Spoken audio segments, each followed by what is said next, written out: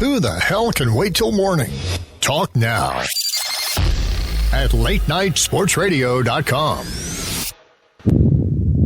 Ready? 1. You will do this 4 times with the left, 4 with the right, then 8 times with both, then repeat.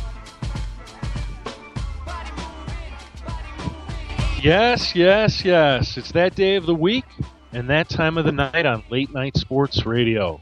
Welcome to the FantasyGreek.com's NFL Football Power Hour. I'm your host, Jim Sarantias of the FantasyGreek.com, and I am joined by our producer from 87sportsfans.com, the always outspoken, the extraordinaire, Keith Grieve. Keith, how you doing? I'm fantastic. I'm eagerly waiting the announcement of the Bears signing Antrell Roll so that I can immediately start trolling Ryan Pace. Well, I see you're as excited as I am about all the comings and goings in free agency that we've had, and it really shows what kind of football nerds we are.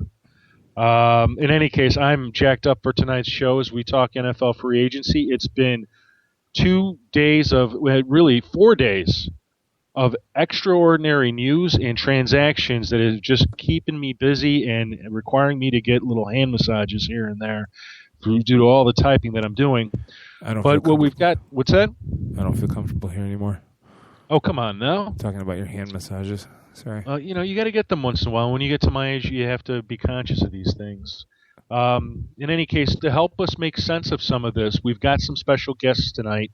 And in the first part of the show, we'll be talking exclusively about the Colts with Colts writer George Bremer of the Herald Bulletin. Then in the second part of the show, we'll talk exclusively about the Cowboys, Bears, and Texans. And in the third part, we'll talk about some of the transactions we've been hearing over these last couple days. And sorts of examples would include Jimmy Graham trade and the Nick Foles for Sam Bradford deal. And just a reminder to all our listeners out there, if you're listening live and you have any questions or comments, feel free to give us a call at 585-633-7487. That's 585-633-7487. Or, if you're shy, tweet the Greek at hashtag AskTFG. That's hashtag AskTFG. And remember, there is no such thing as a stupid question. Not in my world. Okay, without further ado, I'd like to welcome back our first guest, George Bremer. George is sports editor for the Herald Bulletin in Anderson, Indiana, member of the Pro Football Writers Association, and co-host of Colts Central Radio. You can follow him on Twitter at GM Bremer. That's at GM Bremer. George, welcome back. Thanks a lot. Glad to be here. Finally take a little bit of a breather from this crazy week so far. Indeed. And I'm sure you can sympathize with my comments about getting little hand massages. It's been a crazy 48 hours of just straight up free agency talk. And for me, I mean, it seemed to start back on Saturday when, rumors were first breaking of free agency moves that weren't really mentioned to be agreed in principle, but that's pretty much what happened. And I assume you were in the same boat as I. Oh, absolutely. I think it's funny because the league kind of got up in arms about that. And there were people, especially on Sunday when deals were being announced, it seemed like every hour, that were upset. It's going to take all the thunder away from the rest of the week. And Tuesday rolls around, we started off with these shocking trades no one had really heard anything about, and it's been almost nonstop since. Indeed it has, and for you, being a fellow that covers the Colts, it's been really, really interesting, and it all really started with Frank Gore, who was signed as the Colts' #1 running back for next season. And it's interesting, we could probably talk about how initially there were indications he was going to the Eagles, and then ultimately he ends up going to the Colts. But to get to the point, the reality is the Colts signed themselves a #1 running back for next season. Frank's 32 years old, and there's obviously belief there in the organization that he's got something left in the tank. So my question to you is, what's his role going to be for the short term, and do you see the Colts adding another rusher just to play it safe? Yeah, I do. I think that there's still a good chance that they're going to draft a running back probably in the mid-round somewhere.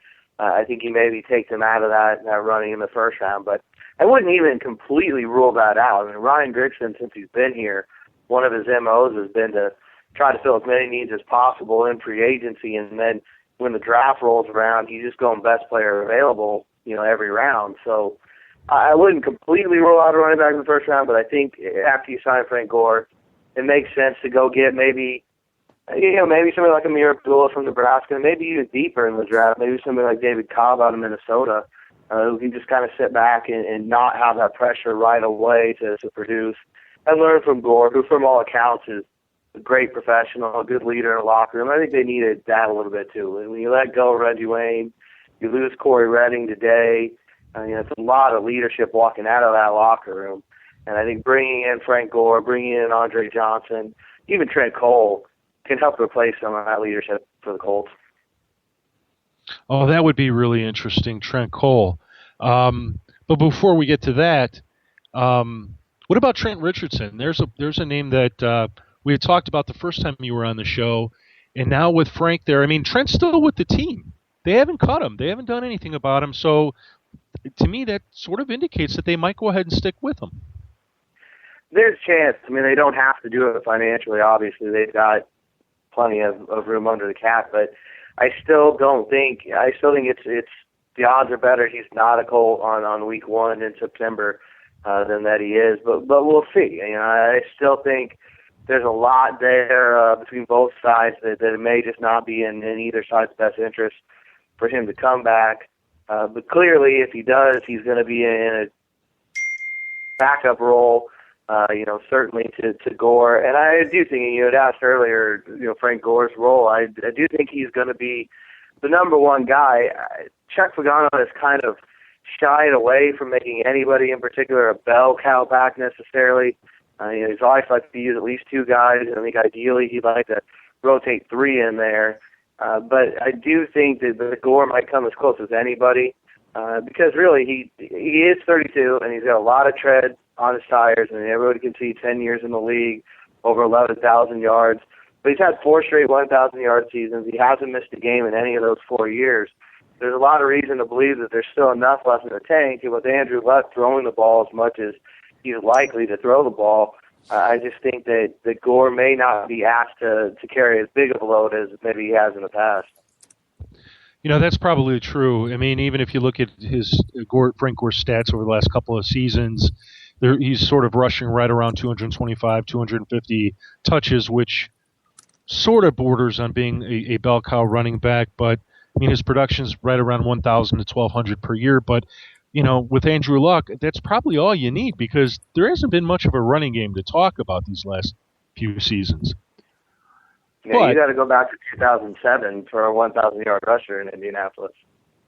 God, 2007, it's been that long.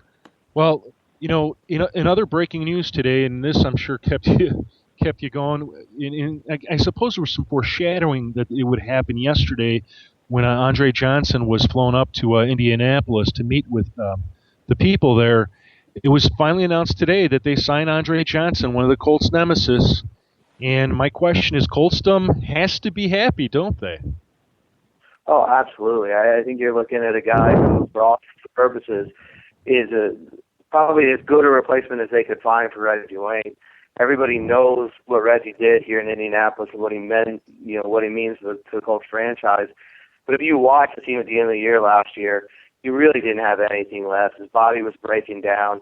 I know, he's still talking about maybe trying to put it together and make another run, and I really hope for his sake he can do it. But I don't see how the Colts could have a lot of faith that was going to happen based on what they were seeing at the end of the year. And so to be able to bring in Andre Johnson, who can do so many of the same things that Reggie Wayne was doing, who can become that third down security blanket again for Andrew Luck, and also do it with a little bit of size. He's 6'3". That's something the Colts really haven't had, and it's something that I really think Ryan Griffin has been trying to add this offseason. He went and he signed Ron Carter out of the Canadian Football League. I think 6'4", very athletic, but he's very raw. Don't know how much you're going to actually see of him on the field this year. Dante Moncrief, who was drafted last year, is about 6'2", 6'3".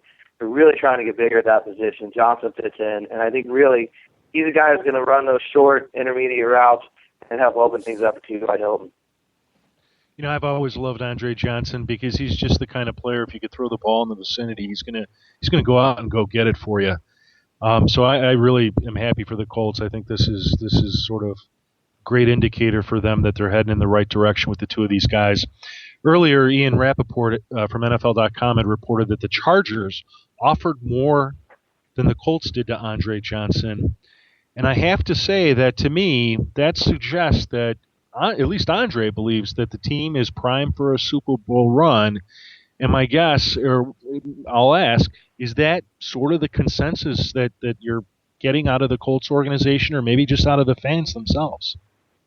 Oh, absolutely. I think every move that Ryan Griggson's made since 4 o'clock on Tuesday has been all in. You know, it reminds me a lot of what the Broncos did last offseason, going after veterans, proving guys with who fill specific needs. And I think that's one of the big things with both Gore and Johnson. You're not just looking at, 30-year-old veterans or guys that they brought in with hopes that, maybe they'll do this, maybe they'll do that. Frank Gore's a perfect fit for what they want to do in the running game. Pep Hamilton's schemes are very similar to what Greg Roman ran, in San Francisco. It goes back to that whole Jim Harbaugh idea of what the running game should be. Gore said that's one of the big reasons that he chose Indianapolis is because he looked at the offense, felt really familiar to him. He's very familiar with Rob Chudzinski and Coach Pagano, of course, from their days at Miami. Then you bring Andre Johnson in, like I talked about before. They're not asking him to go and beat people deep and be a speed guy and do things that he's not really capable of doing at this point in time. They're asking him to be that guy that catches every ball in the vicinity. And that's what we know him to be. So I think it's perfect. Two guys that fit perfectly in the roles that they're here for. Both of them made no bones about it today when they had conference calls with us. They're here to win a Super Bowl. And I think that's really everything that the organization's been doing is pointing in that direction.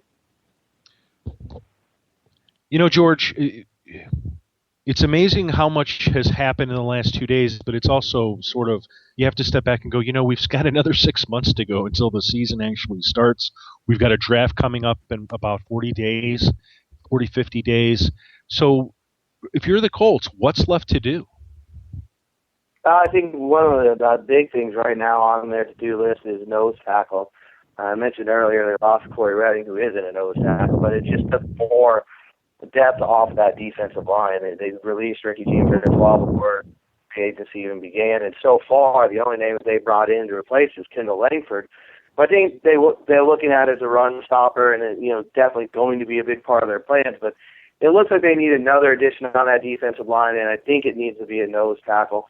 And then safety. Right now, Mike Adams is the only starting caliber safety on the roster.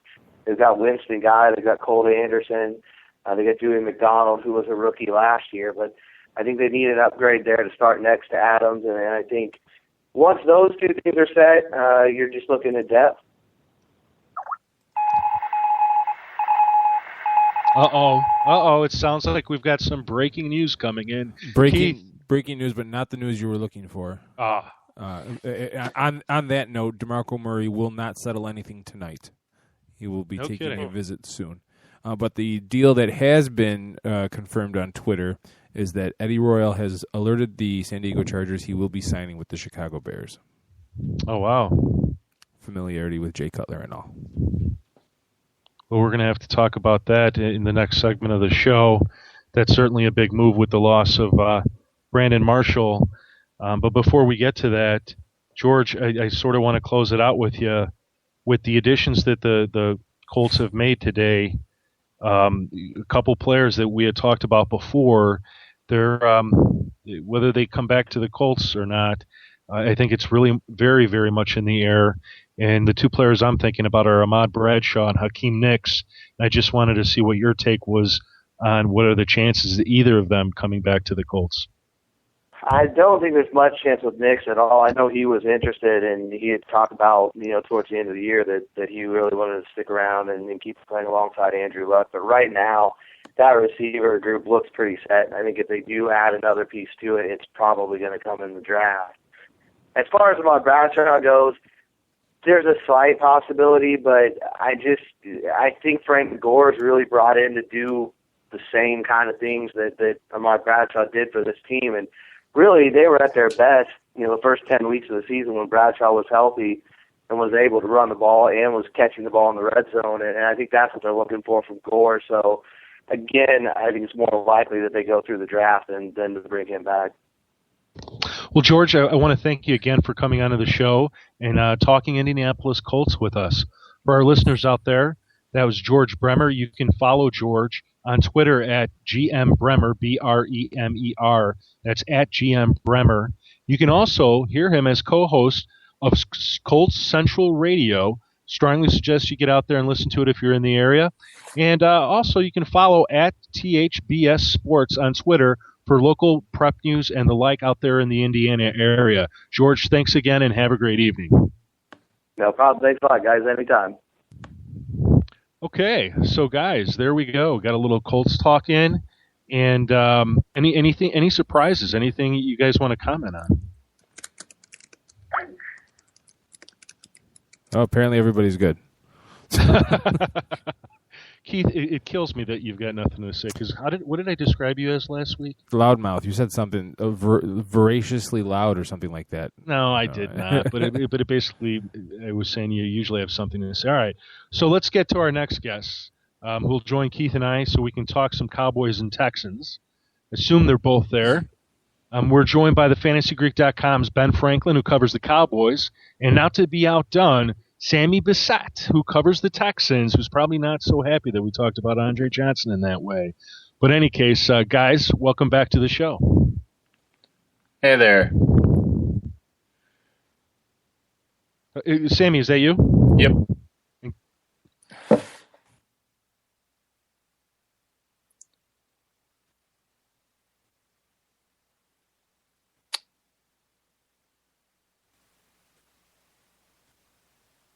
Jim, you still there? Apparently we've lost everybody. Dogs and cats living together. Mass hysteria. So. Oh, I'm back. How are you? Pretty good. How are you? Good. Fantastic. So I didn't really want to have anything to say about the Colts. Jim, are you there? I'm showing him on my screen as being there. Yeah, me too. I'll have to send him a note here. But the only thing that I have to say about the Colts is that they're doing what they need to do, and that's getting Andrew Luck some talented help around him. Because, I mean, we talked about it before we went on the air. The Colts were pretty good with not much going on around Andrew Luck. And now to give him some bona fide talent around him only bodes well. Well, what's your take on that? As I believe we have Jim back on the line. You do, and I believe we've also got Ben Franklin, who will be calling in a second. Okay. Who we have? We have Sammy? Yep. Okay. Chaos. It is. It's a little bit of chaos. I don't know what happened there. Ben's on the line now. All right, so Ben and Sammy both are here. There we go. Do I need to introduce these guys again, Keith? Go ahead, shoot for it. Okay, so Keith and I, we now have Ben Franklin, who covers the Cowboys, and not to be outdone, Sammy Bissett, who covers the Texans for the FantasyGreek.com. Guys, welcome back to the show. Thanks for having us. Yep. Ben, I wanted to start off with you, partly because for the first time in a long time, the Cowboys have been pretty quiet so far in free agency. I mean, with the exception of franchise tagging Des Bryant, we don't have much going on. But I wanted to find out if you knew what the latest was on DeMarco Murray. Well, I can tell you that I've probably been on Twitter all day. I don't think I did a lick of work today. I've been following this from every source that I can, and he hasn't decided. That's the thing. I think he's playing both angles against each other just to see what he can get. I think he wants to stay with the Cowboys just because he likes Jason Garrett. He likes Tony Romo and Witten. Like, they truly are friends. He likes the running behind that offensive line. And he knows he's most productive there. And that's probably his best chance of winning a Super Bowl. So my best guess would be he's playing both sides against the middle, and he'll end up re-signing with Dallas as Dallas matches whatever other offer comes in. But again, as Keith said earlier, according to Twitter, we're not going to find that out tonight, which is kind of a bummer. Guys, I was really looking forward to that tonight. I don't think you're the only one. Probably DeMarco Murray is the biggest signing that's still left to go out there, and once that happens, we'll probably see a cascade of running backs going to other teams pretty quickly, especially like a guy like C.J. Spiller. Now, Keith, I wanted to turn to you real quick. Before we move on, Adam Schefter is reporting that DeMarco Murray is flying to Philadelphia Thursday. Uh oh.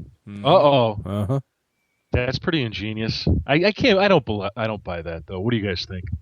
I don't know. I can't believe that they wouldn't pay Shady enough money or big money, and then they bring in DeMarco Murray to pay him big money. I don't see how that works. That doesn't seem like Chip Kelly's kind of style. Now maybe he's doing it to save face because it does seem like he sold house, but I mean, I just don't see him spending big money on a back when he already had a top 3 back in LeSean McCoy. Keith? Yeah, no, that's exactly the point I was going to make. Why would you trade LeSean McCoy, who's been successful in your offense, if you're trying to clear cap space, and then hand DeMarco Murray a boatload of cash? Unless for some reason, and I don't believe this because it will go against everything we've heard and everything we're expecting, but unless he's for some reason is that excited about playing with Sam Bradford that he's going to take less money. But I can't even say that with a straight face. Well, is there anybody out there that would disagree with the something I'll posit for the conversation, which I think DeMarco Murray is just playing everybody against Dallas and trying to get Dallas to say, we're not letting him go to the Eagles. We're not letting him. So he's just saying this, and maybe he will get on the plane. Maybe he will go. But it's really just DeMarco and his agent sort of trying to get the best deal they can. Yeah, and I mean, I think one of the weirdest things that I heard on the radio today was that the whole DeMarco Murray calling Chip Kelly thing. I mean, that's kind of unprecedented in the sense that that's usually what his agent would do, and him doing that seems more of a tactic just to kind of get the Cowboys nervous rather than an actual serious move. And now, according to Adam Kaplan from ESPN's NFL Insiders, that the Eagles' interest in Murray has gotten serious today. It's real, as noted on NFL Insiders today. And there we go. The Eagles, and we'll talk about them in a little bit, they've been one of the serious players in free agency and one of the not-so-serious players in free agency, but yet making a significant move was the Chicago Bears with the signing of outside linebacker Pernell McPhee. And but Keith, I wanted to ask you about them, and that is besides Eddie Royal, who we just found out is going to sign with the Bears have been really quiet so far. So, outside of McPhee, what would you like to see these guys do? Well, I wanted McCourty. I think everybody else wanted McCourty as well. But they're digging their heels into possibly signing Antrell Roll, who was one of the few safeties that actually rated worse than Chris Conte last year at Pro Football Focus. So, it is what it is with him. Whether you're looking for a veteran presence in the locker room, I don't know. From what I've seen, Antrell Roll is not the answer at safety. If you were going to sign Antrell Roll, you might as well have brought Chris Conte back and driven me into to take the bridge sometime next season.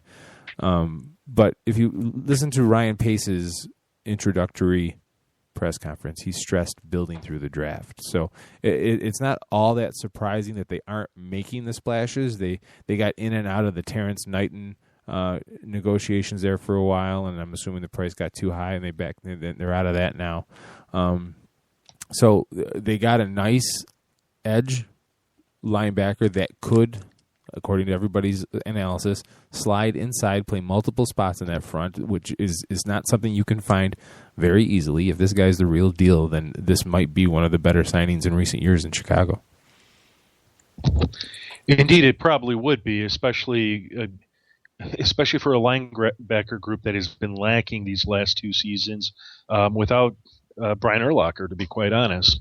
And then, obviously, it sounds like you'd like to see the Bears address their secondary, whether it be safety or cornerback, or would you rather stay safety? Well, even when they've had safeties, they haven't had safeties. So safety, I think, is the number one point of emphasis. There's been no official announcement that I've seen anyway. Maybe I missed something that Charles Tillman is not coming back to this team.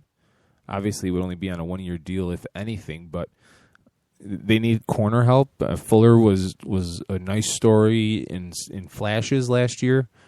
Tim Jennings has fallen off dramatically since his Pro Bowl season. So the whole secondary right now is a wasteland of football right now. But, wow, those are some serious and heavy words you've got there. But safety would be my priority. Gotcha. Sammy, I know you've been quietly and patiently sitting there off to the side, and I haven't forgotten about you. And, sort of sorry for the loss of Andre Johnson. I'm sure it hurts, even though it was known it was coming. But the fact that it's your division rival, that can't feel good. Yeah, I mean, let's be honest, Andre is the face of the franchise. He's kept the Texans relevant, their offense relevant for, 12 years now? See him go to the Colts. A lot of people in Houston, the sentiment is if he can't win a ring with us, we just like to see him get a ring. And I don't think the Texans are anywhere near figuring out a path to get past the Patriots or the Colts right now. So as much as it stings, I think a lot of people in Houston are a little bit more frustrated with management than worrying about Johnson going to the Colts. It stings, but, as long as he's got a shot, an opportunity to get the ring, we all kind of think that he's earned it. Today you wrote an article that was published on the fantasygreek.com. Texans talk questions they need answering despite the free agency moves of the Texans. And I suppose, without necessarily rehashing what people can run out to the site and read, what Andre Johnson's gone. The Texans have DeAndre Hopkins, but then who else do they have at wide receiver? I mean, aren't they going to need to take some steps either in the draft or free agency to get somebody else in there to help one of their young quarterbacks? Absolutely. And, when you look at the Texans' track record, it's going to be through the draft. A couple of years ago, we were running into the same situation where, we have Andre Johnson and we're throwing Kevin Walter out there. So the Texans decided to take Devere Posey and Keyshawn Martin in the third round, just pray that one of them panned out. That's not been the case. They're both on the roster, but they're number 3 receivers at best. Definitely not the type of guy you're looking for to fill the shoes of Andre Johnson. And then we rolled the dice on Hopkins late in the first round. He somehow dropped to us, and he's proven that he has some star power, some star potential. Really stepped up when Andre was banged up. I know Andre played all 16 games, but there's a number of times, especially late in the season, where DeAndre was the number 1 option. So if they can maybe dip into the second round, they may even go in the first round for a guy on the outside. I really think, though, like I talked about in the article, that shoring up the defense, which it seems like that's their path, is just to go all defense, because they had a strong defense last year. Took a number of takeaways from teams, or one of the tops in the league in that. I still think that they're staying to that mantra of building from there. But at this point, you have to get a weapon on the outside, and I think it's got to come in the first or the second round.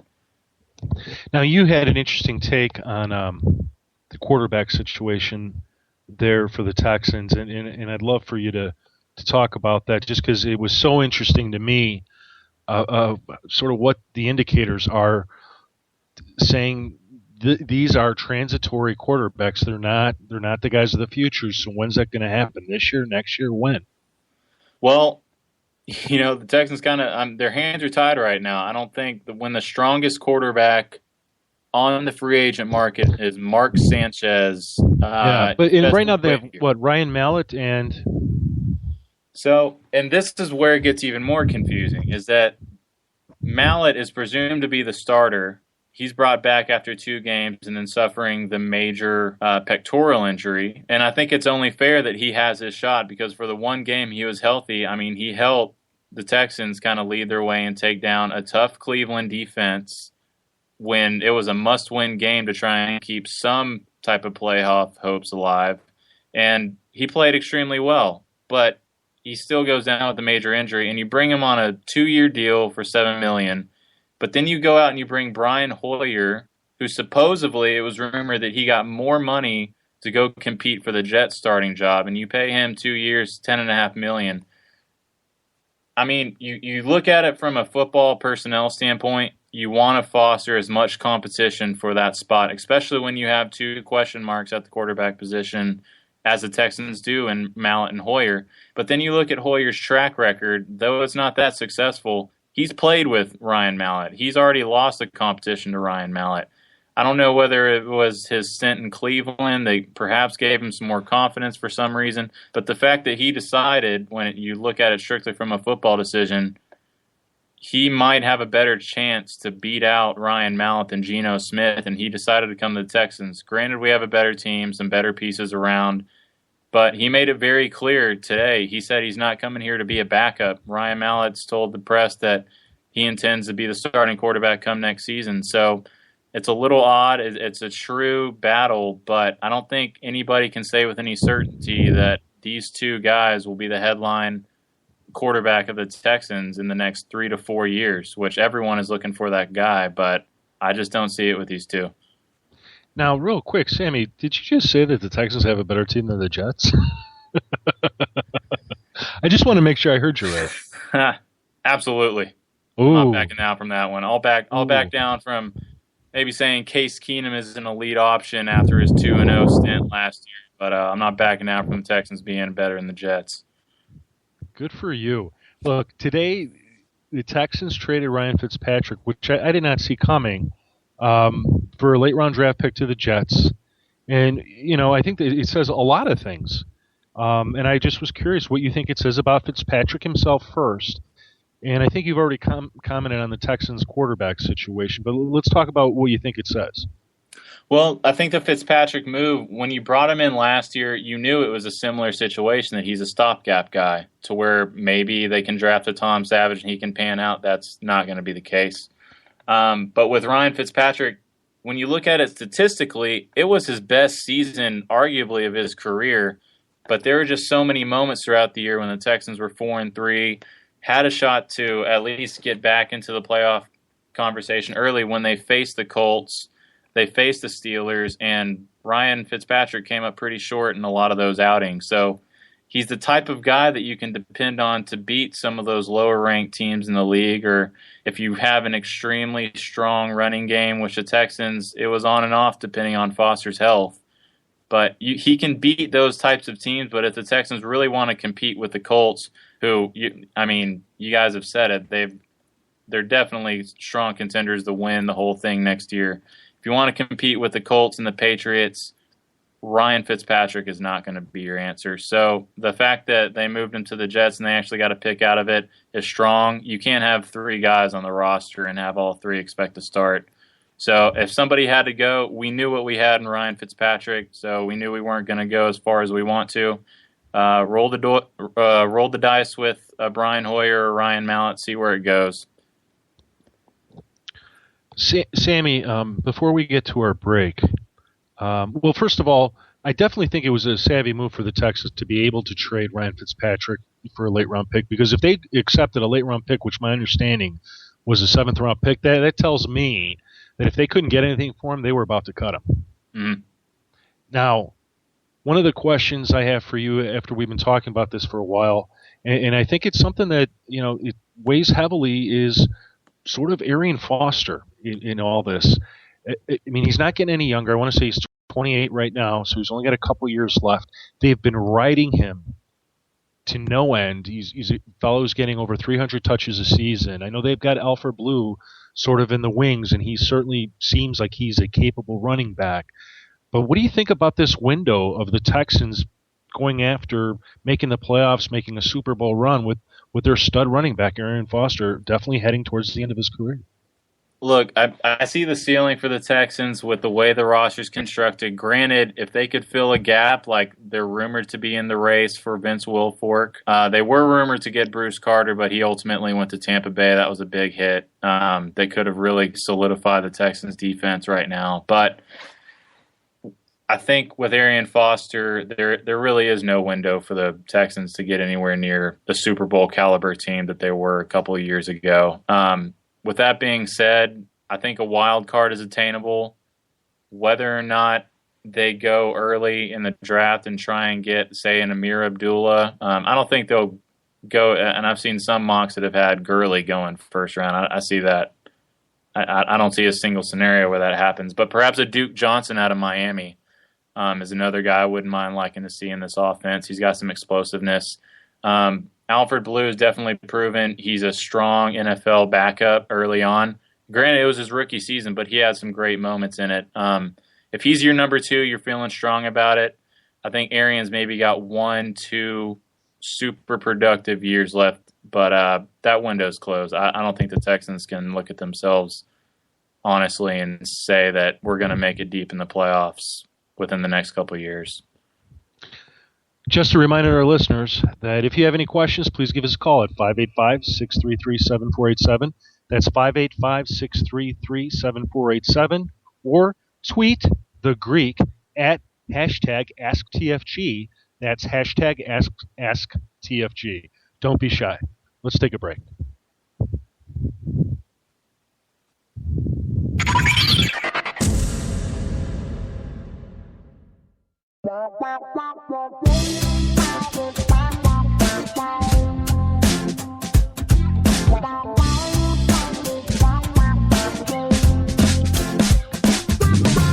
Baby, you're a mystery. Tell me what's a girl gotta do? Looking at the history doesn't seem to give any clue. Just when I think I understand it all, you seem to unravel some more. Ooh, I never know nobody like you. Ooh, now I know you're dynamic. Yeah, you keep me guessing, I'm confessing now, well, baby, it's true. I never know nobody like you. Baby, you're an enigma. Baby, you're a riddle, I'm caught up in the middle of you. I'm trying to think bigger, but I can't seem to figure it through. I wanna make it better, but now I'm scared of looking a fool. Oh, baby, no, I've never been very good at playing it cool. Just when I think I understand it all, I find I know nothing at all. I never know nobody like you. Now I know you're dynamic. Yeah, you keep me guessing, I'm confessing now, baby, it's true. I never know nobody like you. Baby, you're an enigma. Ooh, baby, you're an enigma.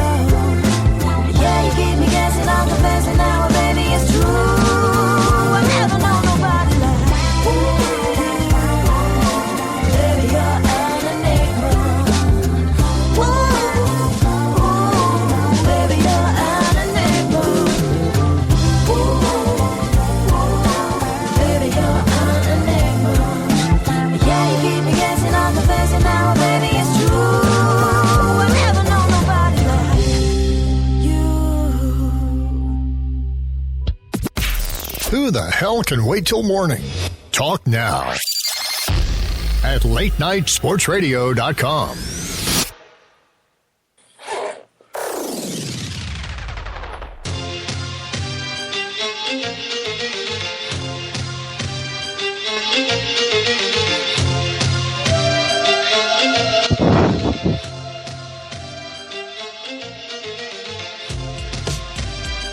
Welcome back to the FantasyGreek.com's NFL Football Power Hour. This is Jim Sarantias of the FantasyGreek.com, joined by Keith Grieve of 87 Sports Fans, as well as Ben Franklin and Sammy Bissett of the FantasyGreek.com. In our second half of the show, we're going to roundtable some of the stories that have come up so far in free agency, including trades and signings. And where I want to start is with probably the biggest blockbuster trade to get things started yesterday. It was Saints sending Jimmy Graham to the Seahawks for James Carpenter along with some draft picks.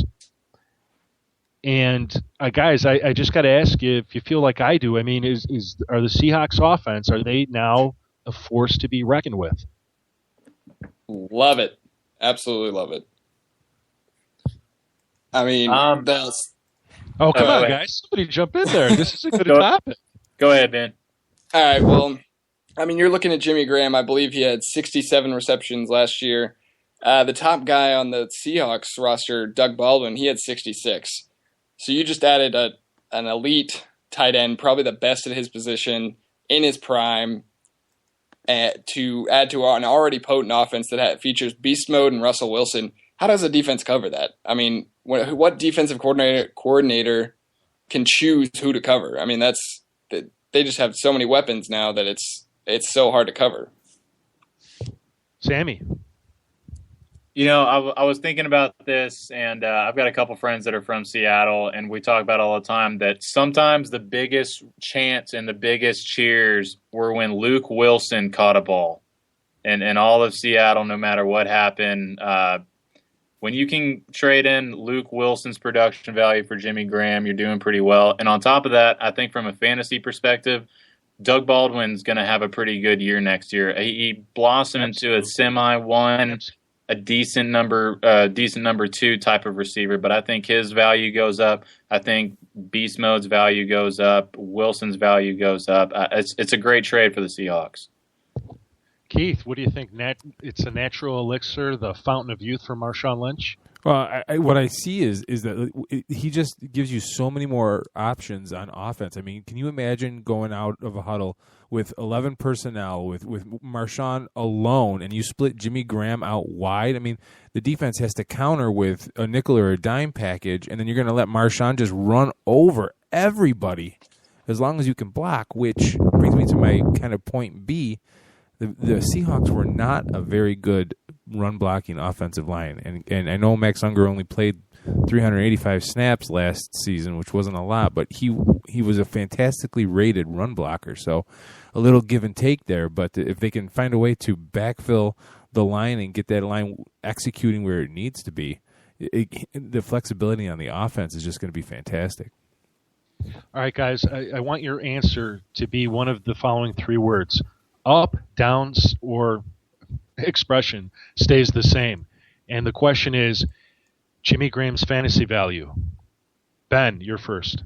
Up, absolutely up. Sammy. Go, it stays the same. Interesting. Keith. Up.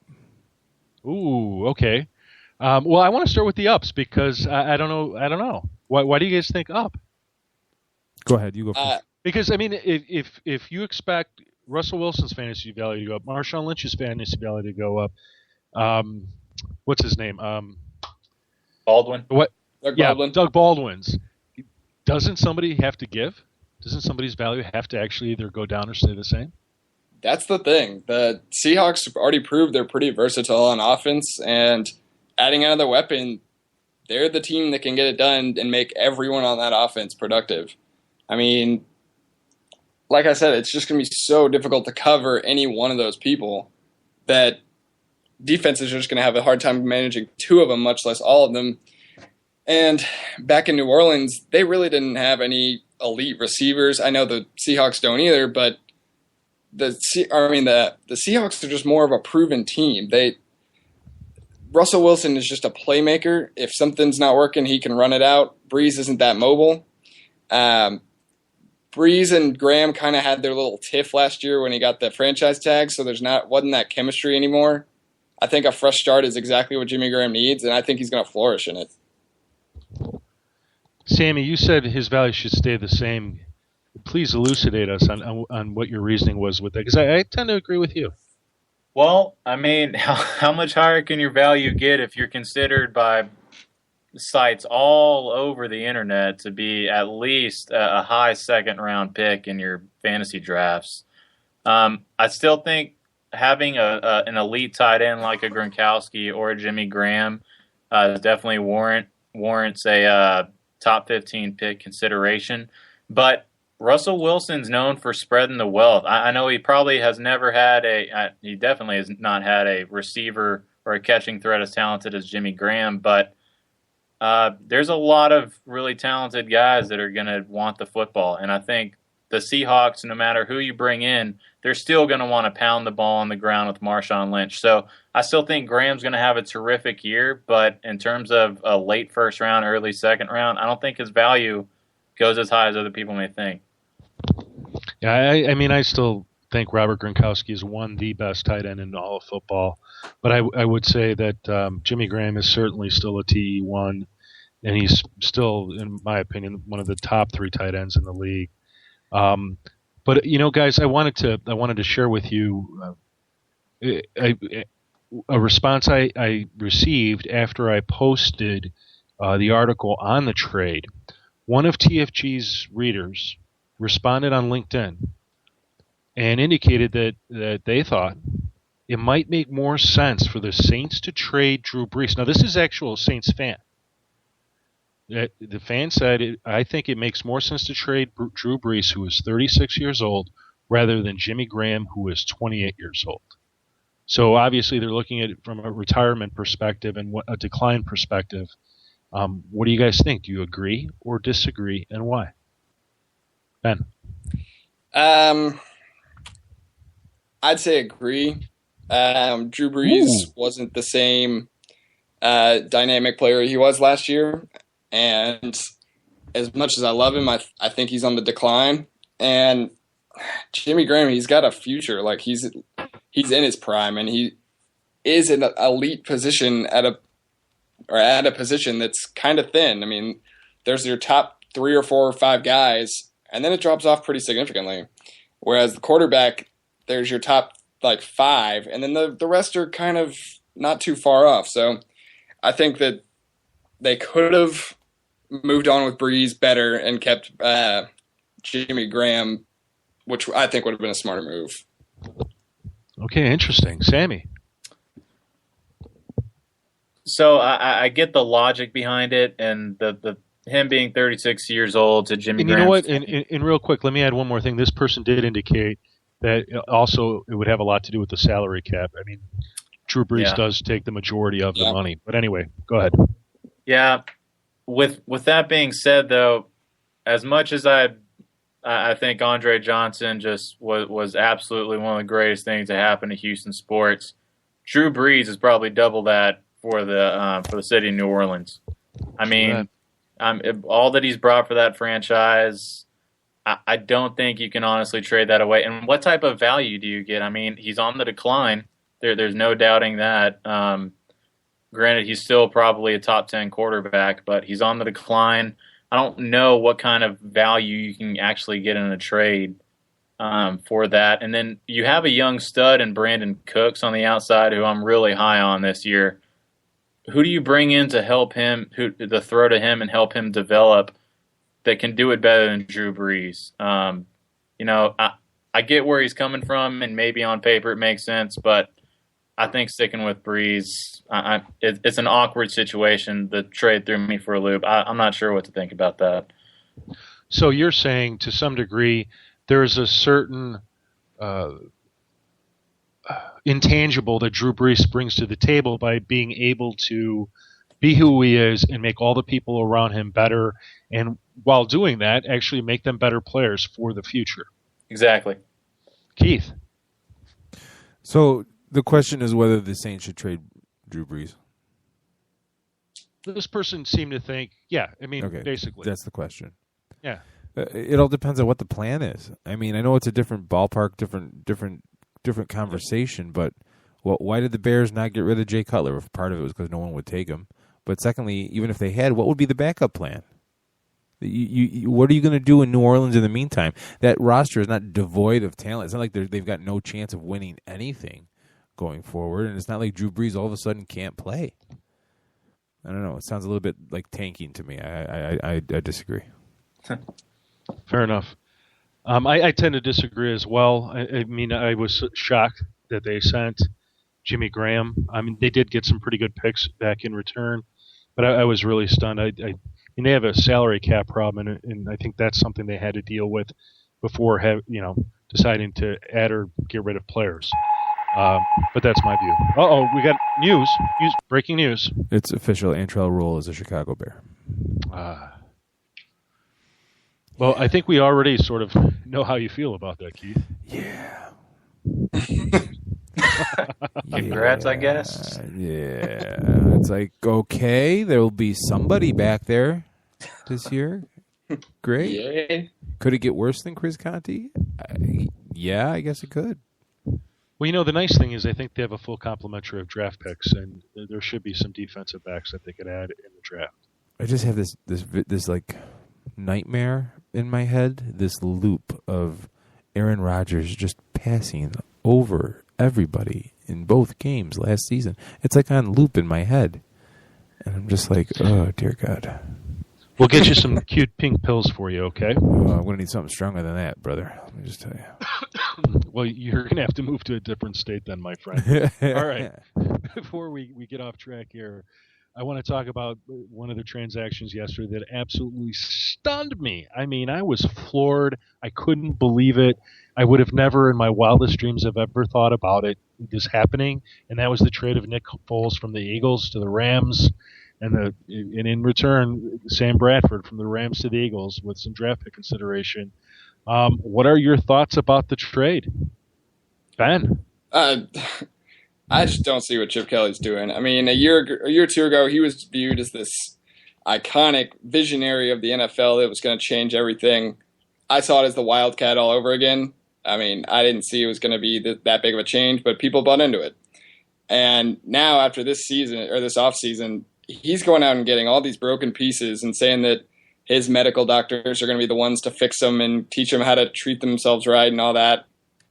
I just don't see it happening. I mean, don't get me wrong. I'm a big Sam Bradford fan. I love everything he did in college, and I loved his potential in the NFL, but the guy just can't stay healthy.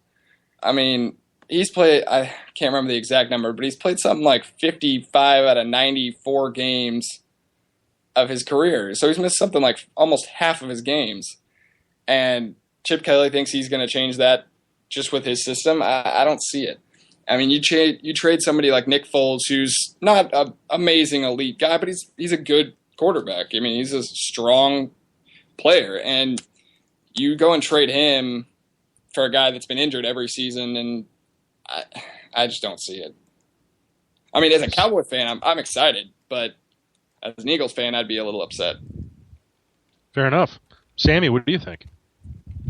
I think maybe we underestimate, and I don't understand it. I think it kind of leaves us all confused at how little they actually valued Nick Foles to begin with. I mean, he led them to the playoffs, and it looked like out of all the great young quarterbacks, he had some potential to blossom. I agree, he's not like top of the line talent. However, I was just amazed that they were so ready and so quick to get rid of him. And to bring in Sam Bradford and say it's going to work, I agree with Ben. I just don't see that happening. As much as we make fun of it, who knows what Sam Bradford and DeMarco Murray's relationship is really like? That could be the end-all, be-all. I'm just reaching here. I really have no idea what Chip Kelly's doing at this point. They're not really in a terrific position to go get Mariota either. So I guess they're going to go in with heads held high saying Sam Bradford, coming off of yet another major injury, is going to lead their awesome receiving core of Riley Cooper and whoever else is there. So it's just weird. I don't get it. Well, you're not alone in that department. Keith, why don't you round it out for us? To have somebody fall from grace so fast. Nick Foles lit the league on fire when he was a starter in 2013, and then 2014 was a struggle. The tape caught up to him, gets injured, and Chip Kelly's like, "Well, it's been nice knowing you. Have fun." Oh, by the way, Sam Bradford, you and your team of doctors, come over to my office. He is Sam Bradford is Samuel L. Jackson's character from Unbreakable. Interesting. That was a good movie, by the way. It was a great movie. He was the baby that the doctor did somebody drop this baby? No. Why? Every bone is broken in his body. Oh, let him play quarterback. Keith, you are definitely one entertaining dude. I try. All right, I want to see what you guys think about this. I've been contemplating what Chip Kelly is up to, and I think the first thing that has been clear really since the beginning of last season is that Nick Foles is just not on the Chip Kelly Christmas list. He just doesn't want him on the team anymore, and somehow he has fallen from grace. So the trade, in essence, got rid of him.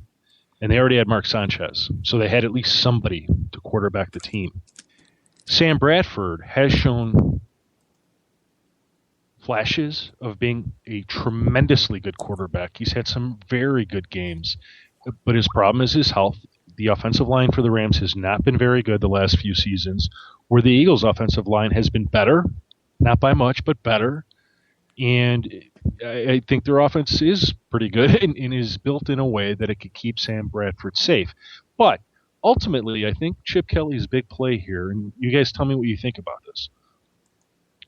If they were to trade for Mariota, they would likely have to give up some very, very high valuable picks. I heard Steve Silberberg, who writes on the Jets for thefantasygreek.com, was talking about the Eagles giving up 2 1s and 2 2s, and it was based on what's that? Yikes! That's a king's ransom. Well, or let's say it's you switch the 1s this year and you get a 1 next year. You switch the 1s this year plus a 2 this year plus a 2 next year. I mean, one way or another, you're moving up to get a franchise quarterback, so it's worth something. And I think Chip Kelly is sitting there like, well, I'm not gonna do it. I refuse to do that. But who else might be interested in this quarterback? And I think he's gambling on the idea that Mariota will fall to 20 or to the second round because other teams, with him taking the position today that we're not drafting Mariota, I think some teams are going to actually say, hey, he said that, so I'm not going to worry about it right now. I'll worry about it in the second round. And he's just going to be sitting there. When Mariota falls to him at 20, he'll take him. Nobody is believing a word anyone is saying right now. Oh, fair enough. No, I mean, I don't agree with you. I think there are people that are believing. No, not to the media. No one, no anything. You know how you can tell people are lying this time of year in the media? Their lips are moving. No way, Chip Kelly. No way, because he's talking. There's no way Chip Kelly would tip his hand like that. No way. Okay, guys, what do you guys think? We have 2 minutes, by the way. So jump in quickly, jump in strong. Ben, to be honest, I don't get Chip Kelly. I want to say he knows what he's doing, and I want to say he has this master plan that's going to be the redemption of all the things he's done in the offseason. But if he's not, he's really setting up Sam Bradford for failure. I mean, he just doesn't have any potent weapons that have stayed healthy. I can't say with any confidence that he knows what he's doing and that Mariota's anywhere in his plans. I honestly think the boat's going to sink or swim with Bradford because I do. The one time I do believe Chip Kelly is that he says he's not going to mortgage the franchise to go draft Marcus Mariota. He may do it for all these other guys, but Washington Redskins. Yeah, honestly, that's as far as he falls for me. Robert Griffin's time's up. It's hard to see them pass on Mariota at that spot. Keith, anything else to add? I don't see how anybody can afford to pass on Mariota. I mean, if you look at if the Titans are really that set. But what does that mean? Do you think that he is intentionally trying to get people to just forget about Mariota and let Mariota fall to him at 20? He's floating that out there in prayers that somebody's listening to him. I don't really think anybody is, to tell you the God's honest truth. But seriously, isn't that the only move he has? Even if you claim everybody sees right through it. He's the same guy who said that Nick Foles was his guy for the next 100 years last year. Yeah. So true. It's hard to really take what he says seriously. You got the Chip Kelly offense, an Oregon quarterback who, now that people are digging into his tape, all of a sudden everyone's saying he can throw the ball downfield. Yeah, if he's there when the Eagles are on the clock, yeah, he'll take him. All right. Well, ladies and gentlemen, thank you to our guests, Ben Franklin and Sammy Bissett, for joining us tonight. For Keith Grieve of 87 Sports Fans, this is Jim Sarantias of thefantasygreek.com. You've been listening to thefantasygreek.com's NFL Power Hour. Catch us every Wednesday night from 10 p.m. Eastern to 11 p.m. Eastern. To all our listeners out there, just remember, you are the best. Good night, good night, good night. Out the lights, the party's over.